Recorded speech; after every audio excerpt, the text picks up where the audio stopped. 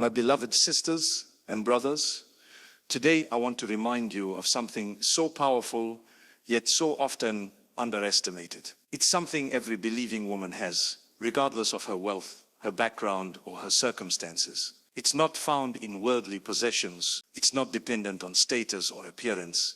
It is your dua, your personal, heartfelt, sincere supplication to Allah. My sisters, your dua is not just words. It is your connection to the one who created you. It is your lifeline in moments of joy and in moments of despair. It is the secret weapon of a believing woman, a weapon that no oppressor, no difficulty, no injustice can ever take away from you. When you realize that Allah is always near, your entire life changes. You stop feeling alone, even in the loneliest of moments. The world may misunderstand you. People might judge you. Those you trusted may walk away.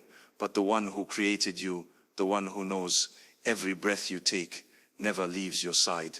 This realization is powerful beyond words. Allah has told us in the Quran, "And when my servant asks you about me, then indeed I am near. I respond to the call of the caller when he calls upon me." This verse from Surah Al-Baqarah is not just a verse. It is a promise, a guarantee, a reminder that every single time you raise your hands, every single time you whisper in sujood, every single tear you shed, it is heard, it is known, it is recorded by the Most Merciful, and it is never in vain. Sometimes you may feel as if your dua or das are falling on deaf ears. You might ask again and again, but see no change. Shaitan comes to you and whispers, "Why are you still making dua? Nothing is changing. No one is listening." But that's a lie, a dangerous lie, because the truth is, every dua you make is precious in the sight of Allah. It might not come in the form you expected. It might be delayed because something better is being prepared for you, or it may be accepted immediately, but in ways you don't see yet. And sometimes the answer is stored for the hereafter, where you will be rewarded with something beyond imagination. Allah is Al-Sami, the all-hearing. He does not ignore you. He does not forget. And He is not absent. Even before your lips move, He knows what your heart is trying to say. The nearness of Allah is not measured by how religious you appear. It's not about the number of people around you or how well you are doing outwardly. Some of the most righteous women are those who cry silently in the night, unknown to the world, but loved by the heavens. They are the ones whose hearts tremble when they stand in prayer, the ones who pour their soul out to their Creator when everyone else is asleep. These are the women who have discovered the secret of dua. They have learned that no matter how broken they feel, Allah's mercy is greater than any pain, that no matter how dark the path seems, His light can guide them, that even when their words falter, their tears speak, and Allah hears them. There is something so powerful about a woman who has learned to lean on her Lord. The world may see her as weak. She may be struggling with responsibilities, heartache or confusion. But when she lifts her hands and says, "Ya Allah," she is doing something incredible. She is connecting with the owner of all solutions. She is handing over her problems to the one who has the power to solve every one of them. And that in itself is strength, real strength, because the strongest people are not those who pretend they don't need help. The strongest are those who know they are weak without Allah, and so they turn to Him with full conviction that He will take care of them. And this nearness of Allah is not limited to a specific place or time. Whether you are cooking in your kitchen, driving to work, walking alone, or lying in bed in tears, your Lord is with you. You don't need to shout. You don't need to perform perfectly. All you need is sincerity, a heart that believes even when life is hard, a soul that still hopes even when the world disappoints. This is what Allah loves, a servant who returns to Him constantly, who doesn't give up, who continues to call out even when nothing seems to change. That is a sign of true faith. That is a reflection of deep trust, and that is the secret strength of a believing woman. When you remember Allah is near, you also stop depending so much on people. You stop expecting others to fix your heart, to understand you, to fulfill your emotional needs, because you realize that the one who created your heart is the only one who truly understands what it needs. You begin to find peace in solitude. You begin to heal in sujood. You begin to feel joy in worship. And that is a transformation that can only happen when your relationship with Allah becomes your top priority. Let not the delay in response make you feel that your dua is unheard. Let not your current difficulty make you forget who is watching over you. And let not the silence of the world around you drown out the nearness of the one above the heavens. For every believing woman, your dua is your power, and your Abba is always near. So never stop calling on him, never stop crying to him, never stop believing in his nearness, because when the world turns away, he turns toward you. When others shut you out, he opens his door. When you feel invisible, he sees you. And when you feel voiceless, he hears you. That is Allah, and he is always near. Many people misunderstand what dua really is. They think it's just about asking for things, a list of needs or desires we present to Allah when we are desperate. But the Prophet Muhammad taught us something much deeper. He said, dua is worship. This short yet profound statement changes everything. When you make dua, you're not just making a request, you are engaging in one of the highest forms of worship. You're acknowledging that you are a servant and Allah is your master. You are declaring your dependency, your weakness, and your trust in the one who is Allah, powerful, all-knowing, and most merciful. Dua isn't limited to your problems. It's an expression of love. It's a way of showing Allah that you remember him, that you know he is in control, and that your heart is attached to him above everything and everyone else. When a believing woman raises her hands to the sky and speaks to her Creator, it is a beautiful and powerful moment. Angels record those words. The heavens open to receive her sincerity. That moment becomes a spiritual elevation. Why? Because it's not just communication, it's an act of ibadah.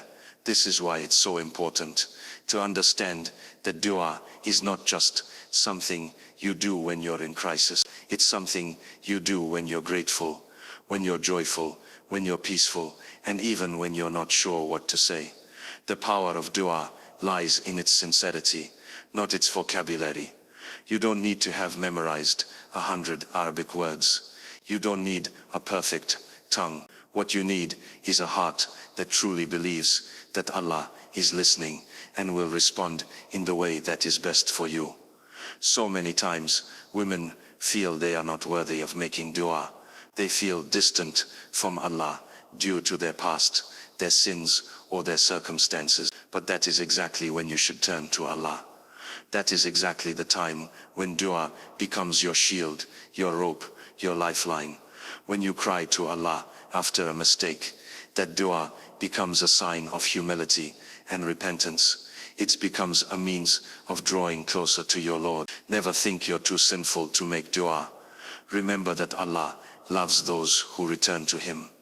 His door is always open, and dua is how you walk through that door. When you make dua regularly, you begin to feel a shift inside you. Your heart starts to soften. Your mind becomes more at ease. The world may still be chaotic, but you feel calm. Why? Because you've handed your affairs over to the one who never sleeps, the one who controls all outcomes. Dua is not always about changing your situation. Sometimes it's about changing your heart so you can handle the situation with more strength, patience, and wisdom. And then there's a hidden benefit to dua that many people don't realize. It protects you in ways you don't see. A woman may have been destined for some harm, but because of a sincere dua she made in the middle of the night, Allah diverts that harm. You might not even know the problem was coming. You might never realize what you were saved from. But Allah knows, and because of your dua, He protected. This is why we must keep making dua constantly, not just in hard times, but at all times. Some people think, why should I keep making dua when I haven't seen results yet? But this mindset misses the point. Dua is not a transaction. It's not about making a wish and getting it like magic. It's about building a relationship with Allah. It's about trusting Him, even when the outcome is unclear. A believing woman knows that her Lord will never let her down, even if His response comes in a different form than expected. She continues to make dua not because she is desperate, but because she is devoted.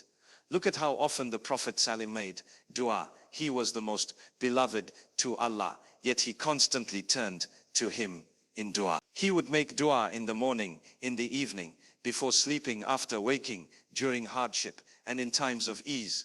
If He, the most perfect of creation, needed dua, how can we think we can live without it? And how much more beloved must it be when it comes from a struggling servant, a mother, a sister, a wife, who makes dua even when her life is filled with responsibilities and pain. So remember, your dua is worship. It is not small. It is not pointless. It is not weak. It is a sign of your faith. It is your way of saying, Ya Allah, I belong to you. I trust you. I need you. And Allah loves when His servant turns to Him like this. Even if it's a silent dua made in your heart while you're driving, cooking, or walking, that dua is worship. And worship is never lost. It is never wasted. Keep making dua. Let it be your habit. Let it be your comfort. Let it be your identity. A believing woman doesn't need the whole world behind her. She just needs a sincere heart and a dua on her tongue, because that alone connects her to the Lord of the worlds.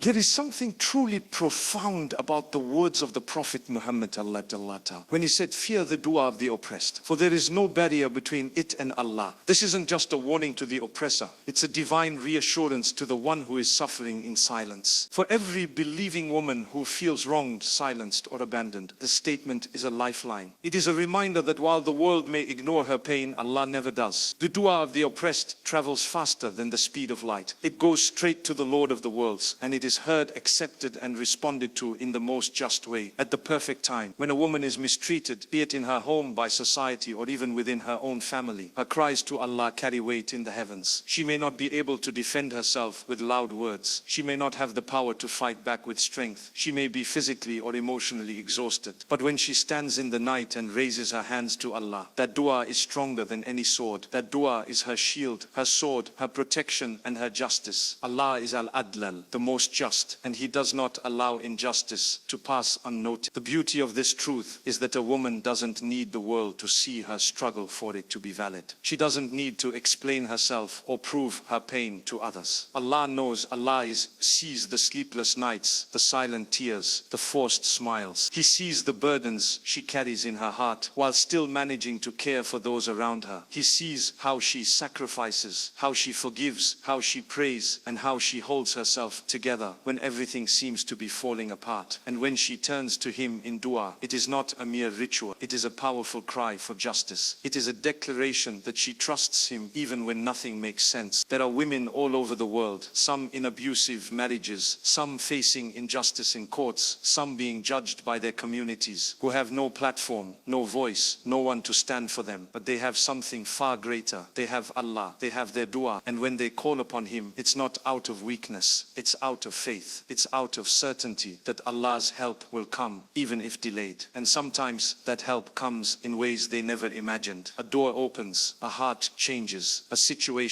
or the strength to endure is granted in such abundance that others are amazed at their resilience. The stories of righteous women in Islamic history are filled with examples of this. Think of Hajar A.S., alone in the barren desert, with no food, no water, no company, abandoned by worldly standards, but held by divine divine decree. She didn't scream for help to people. She ran between the hills, striving with her feet and supplicating with her heart. And Allah responded, not just with water, but with the miraculous Zamzam that would quench the thirst of millions for generations. Her dua wasn't just answered, it was immortalized. And even today, the believer must remember that every pain endured, every injustice faced, is not forgotten. Even if no one says sorry, even if the world turns a blind eye, Allah is watching and He is listening. The dua of the oppressed is so powerful because it is soaked in sincerity. There's no arrogance, no pretense, just raw emotion, brokenness, and complete reliance on Allah. That purity is what gives the dua its wing. That sincerity is what lifts it beyond the skies and into the court of the most merciful. But it's important to also understand that the dua of the oppressed is not just a plea for vengeance. It can also be a plea for strength, for healing, for patience, for wisdom. And Allah grants all of that and more. Some women come out of their oppression stronger, wiser, more compassionate. They become the voice for others. They become a source of light. And that is not from themselves. That is from the power of their dua and the response of their Lord. So if you are that woman, if you feel unseen, unheard, or treated unjustly, know that your dua is your greatest weapon. Use it, trust it, cry with it. Don't let bitterness consume you, and don't allow injustice to harden your heart. Let it push you closer to Allah. Let it elevate you spiritually. Let your tears in sujood be the ink that writes your destiny. And remember, the one who hears your dua will never let your pain go to waste. This life may be unfair, people may be cruel, but your dua is always heard. Your cries are always seen, and your justice is coming from the one who never wrongs anyone, the one who lifts the oppressed, and the one who answers with wisdom, mercy, and perfection. So keep asking, keep believing, and never underestimate what your sincere dua can do, because with Allah, no pain is ever ignored, and no prayer is ever lost. When we study the lives of the righteous women from our Islamic history, we find something remarkable. They were not just strong because of their circumstances or their personalities, but because of the way they turned to Allah. Their dua weren't just a part of their routine. Their dua were the fuel that carried them through every hardship, uncertainty, and fear.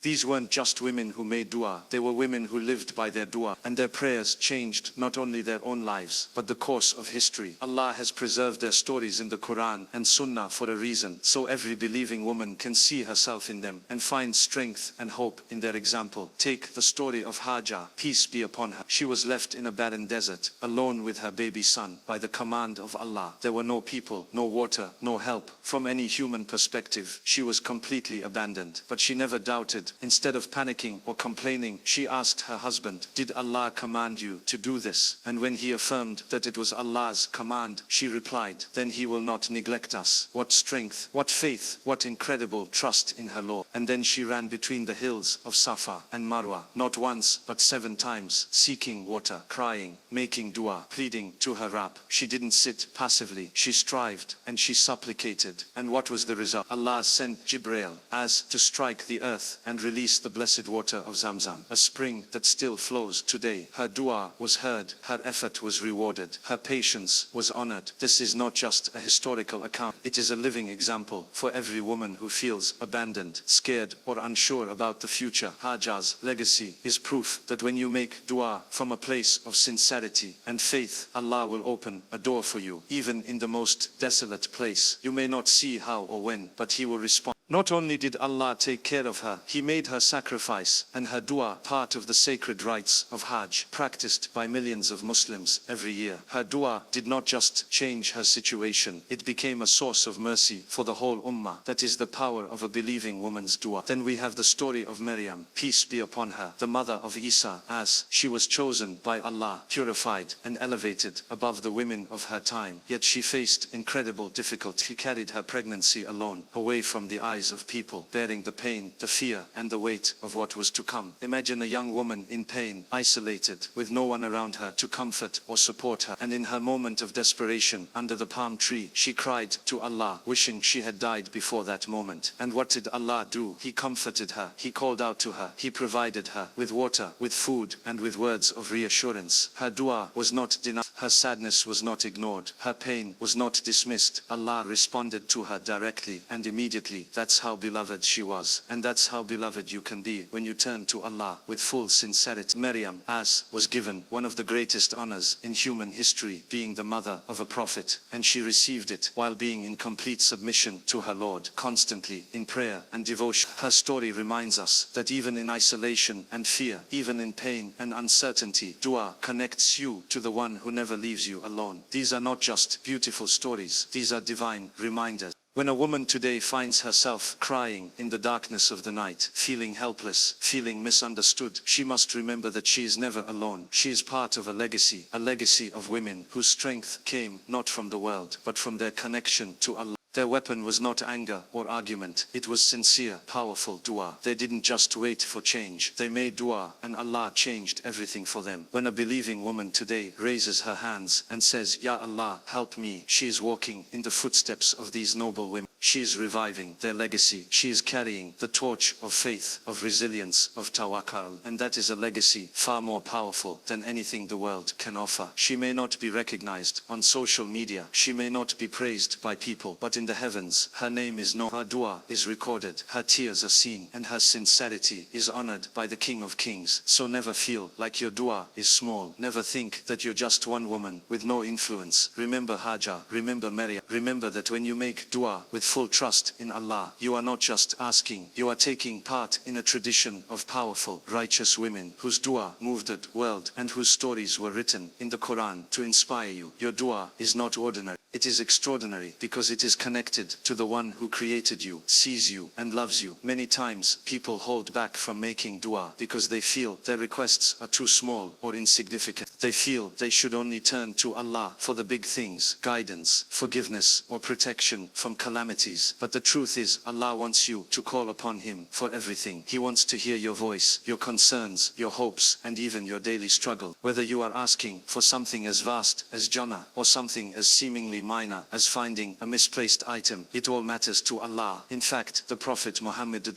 Monans taught us something beautiful. He said, let one of you ask his Lord for all his needs, even for a shoelace, if it breaks. This hadith teaches us that no matter how small a need may seem, Allah still wants you to turn to Him for it. Why? Because every moment you engage in dua, you are acknowledging Him as your Lord and yourself as His servant. The belief that something is too minor to ask Allah for reflects a misunderstanding of our relationship with Him. Allah is not unlike people. People get tired of being asked. They grow weary when you come to them over and over. But Allah, the more you ask, the more He loves it. The more you depend on Him, the more He raises your status. This is the beauty of dua. It's not limited, it's not restricted, it's open, personal, and constant. You can ask at any time, in any language, in any state. You don't need an appointment, you don't need the right word, you just need a heart that believes and a tongue that moves with sincerity. There are moments in your day that seem small and uneventful. Cooking a meal, heading to the market, preparing your children for school, cleaning your home. These are the routines of life, and yet they can be transformed into acts of worship simply by involving Allah. Before cooking, make dua for barakah in your food. Before a journey, make dua for safety. Before an exam, make dua for clarity. Before making a decision, make dua for wisdom. It may seem like something so minor, but to Allah, it's an expression of love and trust. It shows that you rely on Him, not just for the big things, but for everything. Many women today carry heavy loads emotionally, physically, mentally. They juggle responsibilities and rarely pause for themselves. And sometimes they feel they don't have the right to ask Allah for ease or help in small matters. But that couldn't be further from the truth. Allah is closer to you than anyone else. He knows every thought that crosses your mind, every feeling that settles in your heart. He knows the unspoken concerns. He knows your fatigue, even when you smile. So why not ask Him for strength to get through the day? Why not ask Him to ease your load, to bless your time, to calm your heart? It's in the small dua that your heart remains connected to Allah throughout the day. That connection strengthens your faith. It creates a relationship of love, intimacy, and dependence. When you practice turning to Allah regularly, even for the small things, you'll find yourself turning to Him naturally. For the big things, you'll find your heart becoming softer, your worries becoming lighter, and your trust in His wisdom growing stronger. you'll learn that you're never alone, because your Lord is always just a whisper away. And let's not forget the spiritual benefit of making frequent dua. Every time you call on Allah, even for the smallest thing, you are rewarded. Every time you raise your hands or speak to Him, the angels are recording that moment of worship. Every time you rely on Allah, He draws nearer to you. The more you make dua, the more your soul finds tranquility, because dua is not just about getting what you ask for, it's about connecting your heart to the source of all peace. Sometimes people feel they are repeating the same duas over and over again, and they wonder if Allah is tired of hearing it. But Allah is not like creation. He never tires, He never ignores, and He never gets bored. In fact, repeating your dua is a sign of persistence, of belief, of hope. And hope is one of the most beloved qualities in a believer. So don't feel ashamed to ask again. Don't feel guilty for wanting to ask Allah about your day, your dreams, your relationships, your fears. He created you, He knows you, and He loves to hear from you. Even if you think you've asked for something so many times and it hasn't happened yet, continue. Keep making dua. Sometimes the delay is a sign that Allah wants you to keep coming back. He loves your voice, He loves your turning to Him, and He may be delaying the answer because the reward in the process is even greater than the result itself. So never stop asking Allah, even for what seems like the smallest thing. Nothing is too minor for Him. Nothing is insignificant. Everything you ask with sincerity and belief becomes a means of closeness to Him. And that closeness, more than the answer itself, is what brings peace to your heart. Because when you have Allah, you have everything. One of the most essential qualities of a believing woman is patience. When making dua, many people rush the process. They make dua once, twice,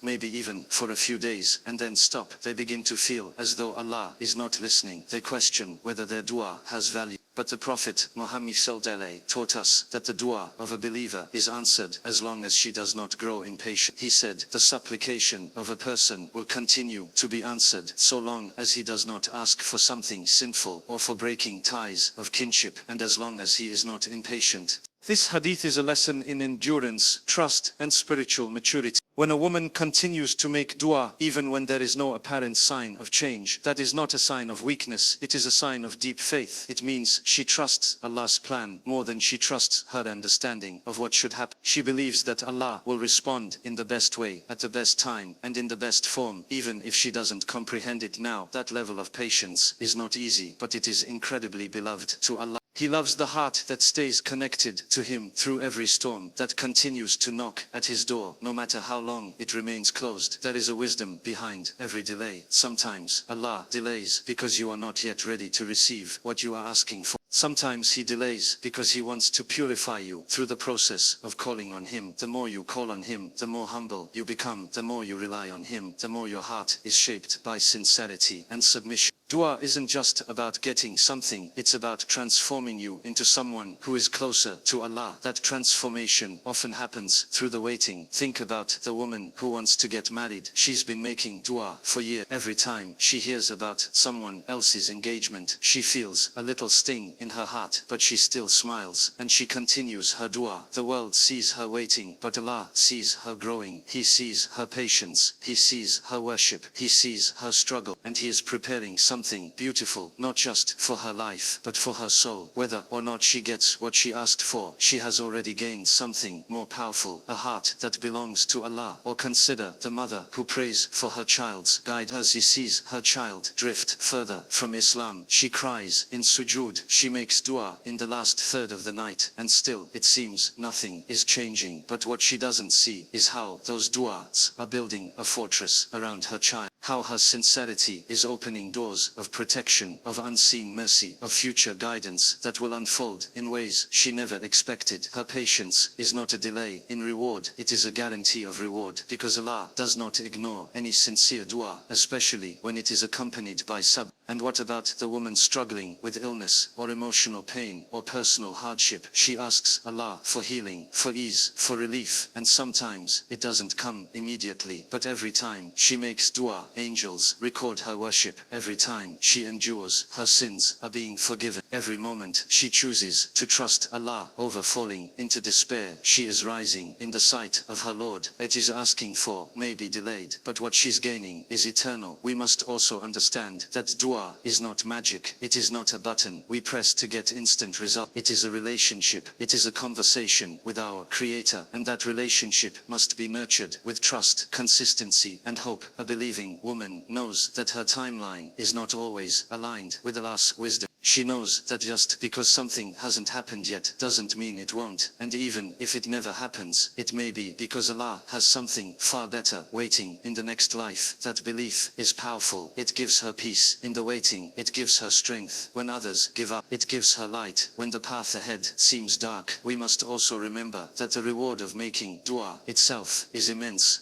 Whether the dua is answered in this world or the next, the act of asking Allah is recorded as worship. And on the day of judgment, many people will be shocked when they see mountains of reward for du'as they thought were unanswered. Allah did not forget. He was saving the best for the hereafter. So don't stop making dua. Don't let the silence fool you. Don't let the delay discourage you. Your dua is working in ways you cannot see, and the one who is patient in her dua, the one who keeps asking with love, hope, and faith, she is the one who is truly beloved to Allah. Whether her circumstances change or not, her heart is being drawn closer to the one who controls all outcomes, and in that closeness she finds peace, strength, and a connection that no one can take away.